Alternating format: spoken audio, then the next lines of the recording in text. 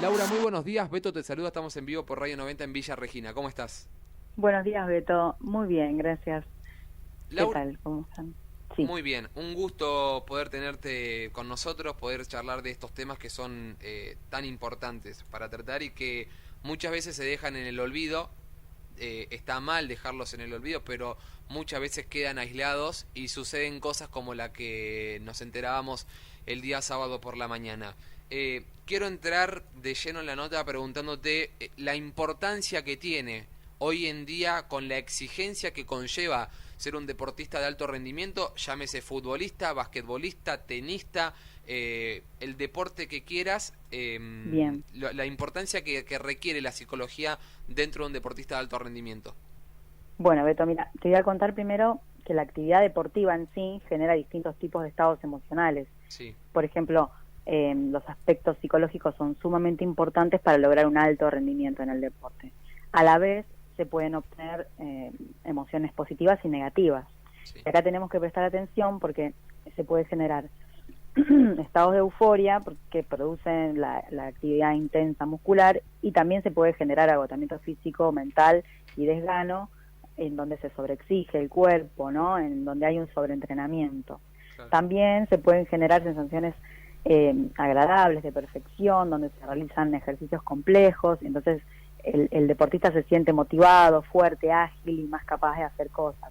Aumenta su autoestima. Por eso es que la figura del psicólogo es importante antes, ¿no?, de que pasen cosas graves. Claro. Ya de por sí un club debería invertir en un psicólogo y no esperar a que pasen cosas, ¿no? Por todo esto que te contaba, ¿no? Por cómo incide en todo lo emocional. No es solamente el entrenamiento y el cuerpo lo que hay que tener trabajado, sino que la mente y las emociones también, para que el cuerpo rinda más. Claro. Ahí tenés ya la importancia de lo que es el psicólogo en una institución deportiva. Actualmente no es obligación que, por ejemplo, un club de fútbol o una institución deportiva tenga un psicólogo. ¿No se le exige o hay una exigencia por parte de las diferentes federaciones? Mira, todavía no, la verdad lamentablemente que no. Claro. De hecho, hacemos los que estamos haciendo esto ad honorem en distintos clubes, porque nos conocen y nos llaman, pero la verdad que no es obligación por el momento. Pero yo supongo que más adelante va a tener que serlo. Sí, obviamente en los equipos importantes, sobre todo en fútbol, ¿no? Claro. Pero en los demás es todo ad honorem y parte básicamente por la decisión del propio psicólogo, Claro. que quiere ayudar y quiere hacer su carrera, ¿no? Claro, sí, lamentablemente vivimos en un país en el que se marca un antes y un después Exacto. con situaciones como la que ocurrió el sábado, que creo que podría ser un marcaje de un antes y un después para que el psicólogo pase a ser una herramienta, lo voy a llamar así, o dentro del Sí, factor humano, una herramienta importantísima dentro de un plantel, porque, a ver, lo de García, por ejemplo, uno conoce desde lo que le toca que tenía problemas familiares, pero el entorno futbolístico que vivía García, desde su famoso doping positivo, desde que todos los mercados de pases se hablaba de su peso y demás, todas esas cosas, y ahora ese margen que lo había dejado la dirección técnica y también la comisión directiva, todo eso afecta a la cabeza del jugador que lo lleva a tomar este tipo de decisiones. pero tal cual, ¿no? Sí, sí. Eh, es fundamental, como dijiste vos, como una herramienta, ¿no? Porque nosotros a la vez tenemos que barrer cual escoba, por ejemplo, no sé, las rivalidades en el equipo, celos, envidias, tensiones, Claro, y apuntar más al equipo, pero también a la individualidad del deportista. Por ejemplo, lo que vos me decías, si hay problemas familiares, ¿y cómo nos vamos a dar cuenta nosotros? El líder, que es el que más contacto tiene, nos va a decir, bajó su rendimiento se lo ve mal, se lo ve preocupado, comenta que pasa tal y tal cosa en la familia. Entonces el psicólogo en ese caso puntual debería actuar antes de que pasen estas cosas graves, como por ejemplo el suicidio, ¿no? claro, De todas formas, lo que quiero aclarar es que no todas las personas que sufren de depresión toman esta decisión, claro, ¿sí? Esto es algo sumamente importante. La depresión en sí es es un trastorno que provoca que tengas la visión negativa de vos mismo, de tu entorno y de tu futuro, no del de los demás, ¿sí? Pero la persona que toma la decisión de quitarse la vida está tratando de alejarse de una situación particular que lo supera y que no sabe cómo manejar. Por eso es sumamente necesario atacar antes esto, ¿no?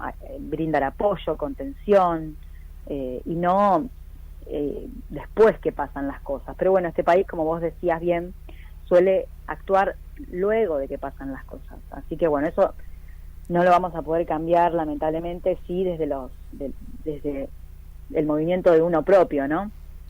Como ya te digo, desde que uno hace todo por amor y a la profesión. Básicamente los psicólogos nos movimos por la pandemia, nos movemos por los clubes, y la verdad que hacemos un montón, porque realmente no hay un apoyo todavía del Estado para esto. Así que nada, por lo tanto es sumamente fundamental, como lo dijiste, y esto de que, bueno, la depresión es grave, pero no siempre termina en casos de suicidio, ¿sí?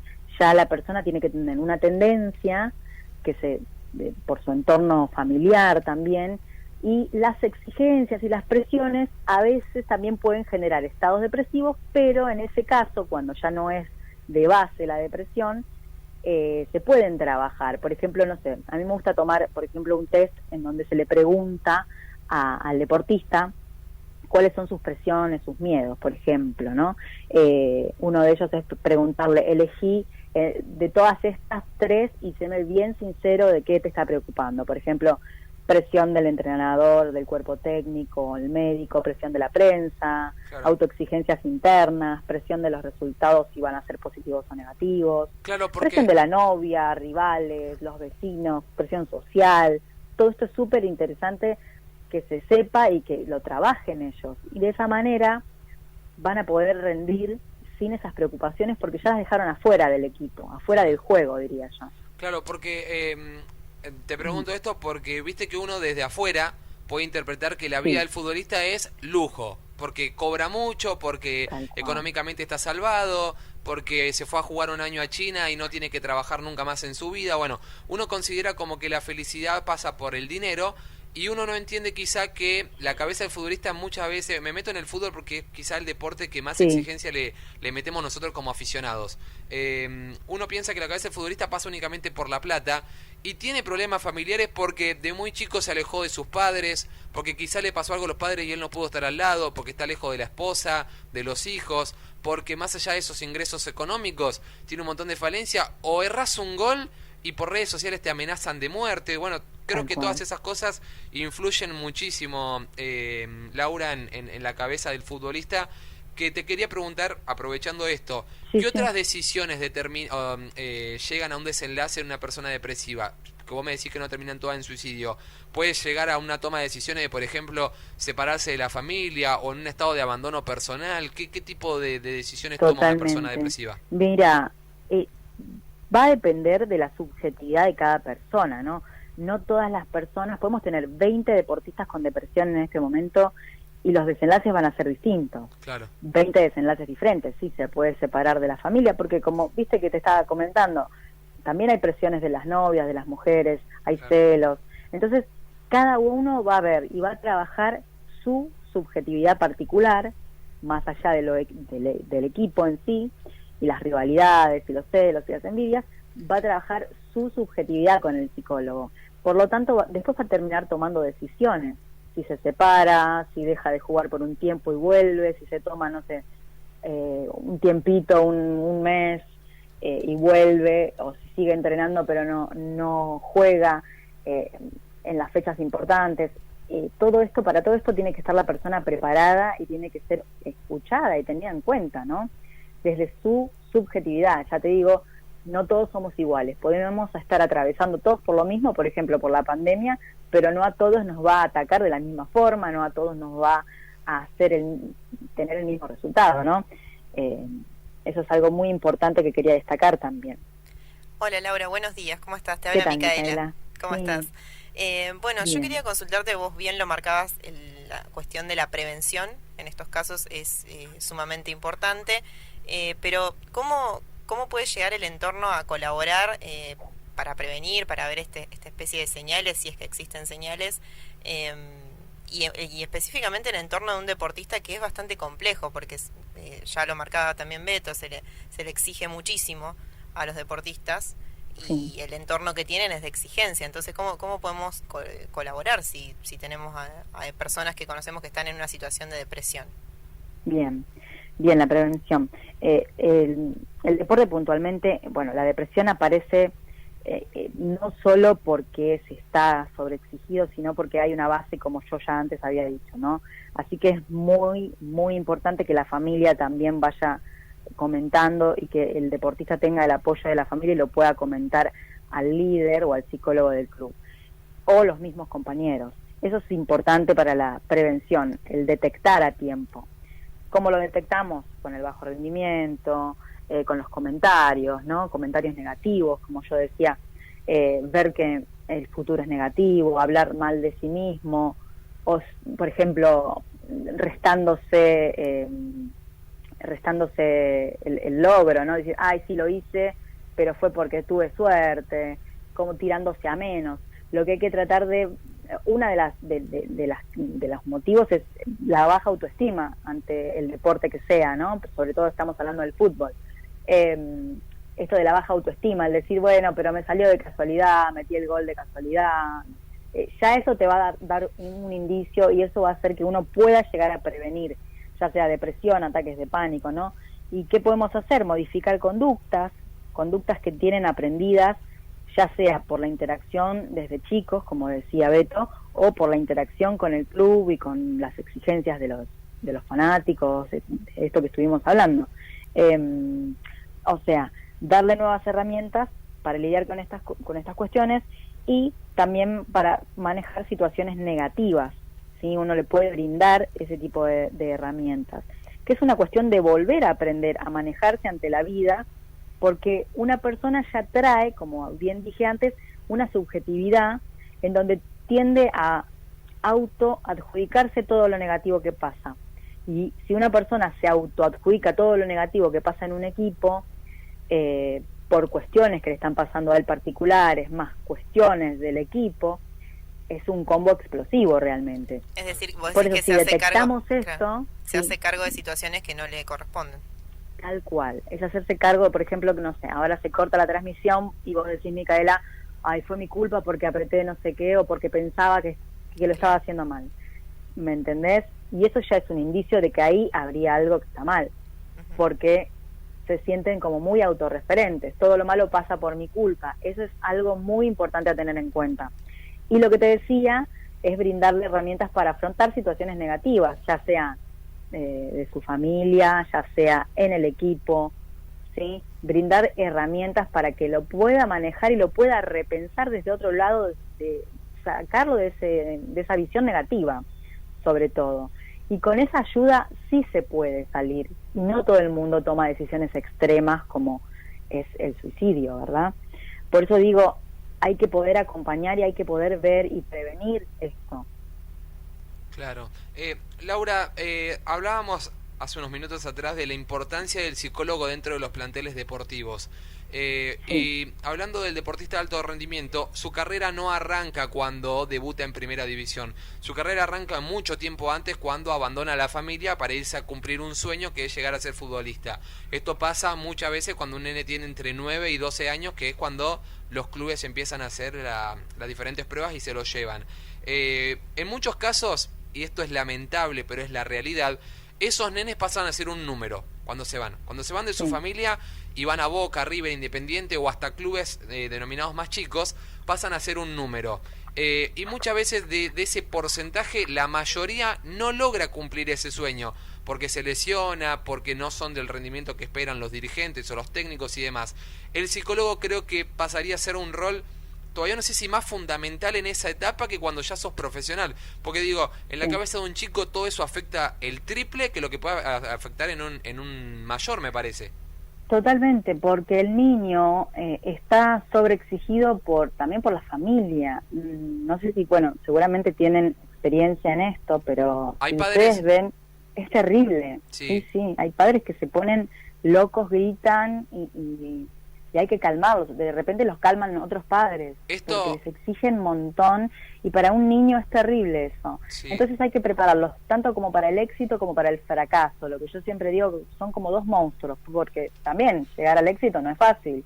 Claro. Entonces también podés llegar a caer preso de ese éxito y no saber cómo manejarlo. Entonces, tanto para el éxito como para el fracaso. Y el fracaso, sacarle el nombre tan terrible, ¿no? También, porque bueno, serás bueno para otras cosas y no para eso, pero trabajarlo, ¿sí? Y avisar que no todos van a llegar, pero que sí va a depender de la conducta que tengan, del entrenamiento que le dediquen, del esfuerzo de cada uno. Claro. Pero que también tienen que tener su vida. Por eso digo, es sumamente importante, sobre todo en los niños, para que después de grande puedan llegar a tener una vida saludable a nivel mental, claro, a nivel psicológico, que es lo más importante, ¿no? Es lo que lo que dije hace un ratito, que esto de no es solo trabajar el cuerpo, sino también la mente, porque si no, arrasan con la vida de una persona, tanto el éxito como el fracaso. Claro.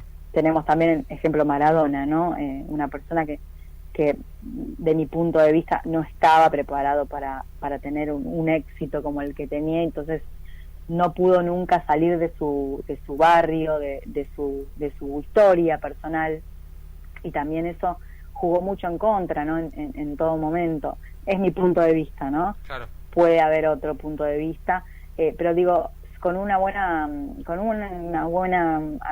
buen acompañamiento psicológico, todas estas cosas se pueden evitar. Lo que pasa que, claro, esto es como muy nuevo, por más que no sea nuevo, porque en otros países sí está implementado, pero bueno, acá lamentablemente se dedica más dinero a otras cosas que al psicólogo, cuando realmente es algo sumamente importante para que una persona pueda llegar a rendir óptimamente, y también para cuando una persona no está bien, poder ayudarla, y que no sea que todo pase por eso, sino que también tener en cuenta que es una persona, como vos bien decías, y que no se lo cosifica como vos servís, vos no servís, como algo que me sirve o no me sirve. Claro. Sí, eso es sumamente importante.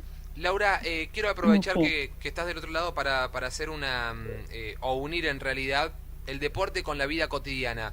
Me bajo del deporte de alto rendimiento y me vengo, por ejemplo, a mi ciudad. Porque recién decías algo, una respuesta de una pregunta que te hacía Micaela, y dabas diferentes facetas que puede ir pasando una persona que está en depresión, y decías que hay que modificar, por ejemplo, la rutina o alentarlo a la persona que está en estado depresivo y demás. Yo te quería preguntar, una persona que está depresiva, en el mínimo de los casos te expresa que está depresiva. Por lo general se muestra con una sonrisa hacia el público y demás, y no ve la otra persona que hay alguien triste enfrente o alguien que está pasando un mal momento. Primero que nada, la pregunta se dirige hacia cómo podemos detectar nosotros que una persona está depresiva, y segundo, cómo hacemos para sacarlo de su zona de confort, que sería estar a oscuras, pasar todo el tiempo con una computadora, una PlayStation, o encerrarte en tu casa, no ver a tus amigos, no ver a tu familia. ¿Cómo puede hacer el que lo quiera ayudar para sacarlo de esa zona de confort? Y el que lo quiera ayudar, lamentablemente, disculpa, sí, tiene que recurrir a un profesional, porque los amigos pueden querer incitarte a salir, pero si no tienen una ayuda realmente importante de un profesional que sepa manejar, por ejemplo, vos tenés que entender, Beto, que la depresión lo que afecta es la voluntad. Por eso es que a la persona la pueden invitar a fiestas, acá, allá, y la persona no va a ir, como vos bien decías, se puede encerrar. Y no es una zona de confort, es una zona total de sufrimiento. Bien. Porque él no está bien, esa persona no está bien encerrada.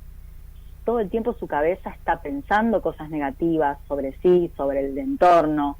Por ejemplo, si lo invitan a una fiesta, me invitan porque me tienen lástima, pero en realidad, ¿qué van a querer de mí si yo no le puedo brindar nada? O sea, ese es el pensamiento de una persona con depresión, ya sea deportista o no, como vos bien decías. Sí. Entonces, ¿cómo lo podemos ayudar? Haciendo que se comunique con un profesional. Eso es lo primordial que uno tiene que hacer cuando detecta estos síntomas, que si querés se los vuelvo a repetir, que son una visión negativa de sí mismo, del futuro de sí mismo, y del entorno que lo rodea. Por eso es fundamental pedir ayuda en estos casos, ¿no? Y no dejarlo así como, bueno, está bien, no quiere venir, no venga.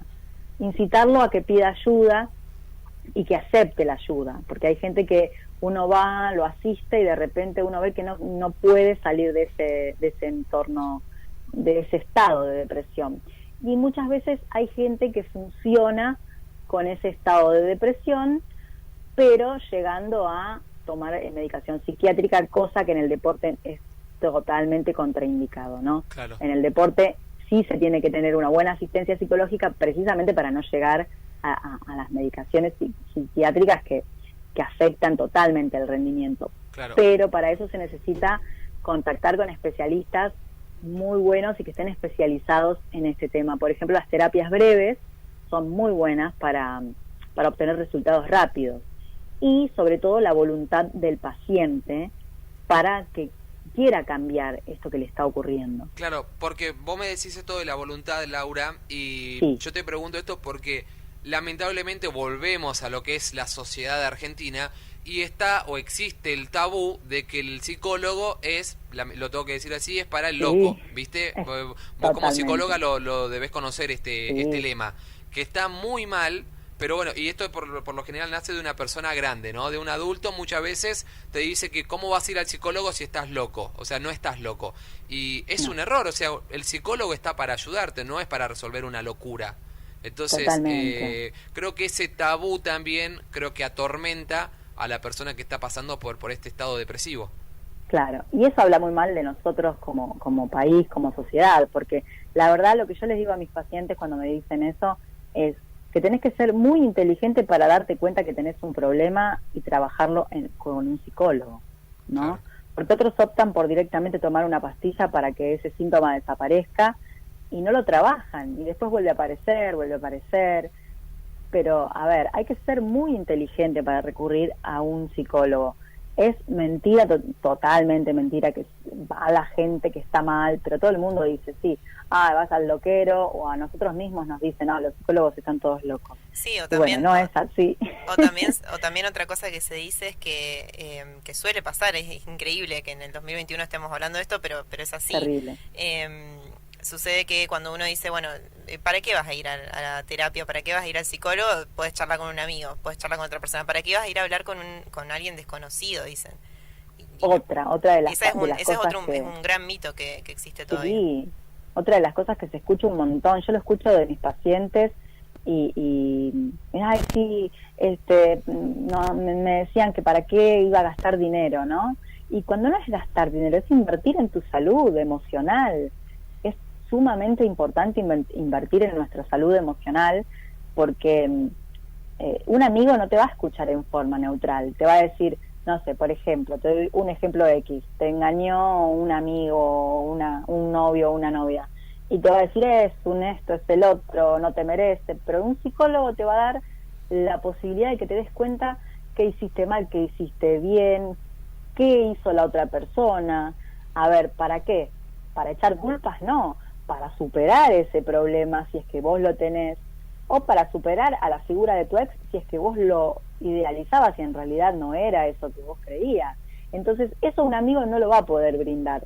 Estaría buenísimo, pero la verdad que no. Sí, los amigos sirven de contención cuando uno ya empieza a hacer un tratamiento psicológico. De hecho, nosotros decimos, bueno, si es un caso de depresión, empezá a salir con tus amigos, aceptá, no, pero no tengo ganas de salir, bueno, anda contra tu voluntad, pero tenés que ir, y si no vas al psiquiatra. Yo digo así, por lo menos. A ver, es sumamente importante el entorno para sacarlo de donde está, pero sí o sí tiene que haber una asistencia psicológica importante. Bien. Laura, la verdad que ha sido una charla espectacular que ojalá en algún momento podamos repetir. Te agradecemos de aquí Radio 90 en Villa Regina estos minutos que te tomaste para dialogar con nosotros, aclararnos de diferentes dudas. Y bueno, obviamente es un tema que, como te decía, se puede seguir tratando y podemos estar 2 horas si queremos charlando sobre esto. Pero nada, quedan los contactos y seguramente en alguna habrá otra oportunidad para volver a dialogar. Buenísimo, yo encantada. Les mando un beso enorme. Beto y Micaela, muchísimas gracias por tenerme en cuenta. A vos, Laura, que tengas buen día. Gracias, igualmente. Hasta luego.